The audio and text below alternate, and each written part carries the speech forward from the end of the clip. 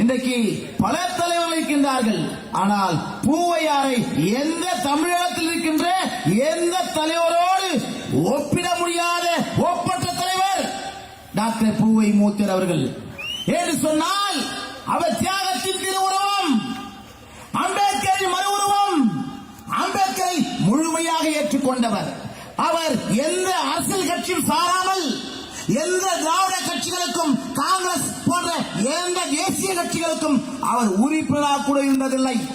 அவர் படிக்கின்ற காலத்திலிருந்தே தனது அரசியல் ஆசானாக அம்பேத்கரை அவர்கள் தேர்வு செய்தார்கள். அம்பேத்கர் கொள்கையை கடைபிடித்தார்கள்.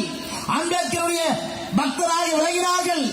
அதன் அடிப்படையில் தான் இன்றைக்கு தமிழ்நாடு முழுவதும் அம்பேத்கருக்கு அதிகமான சிலை நிறுவியவர் மாவீரன் மூர்த்தியார் அவர்கள். இன்றைக்கு மூர்த்தியார் இளைய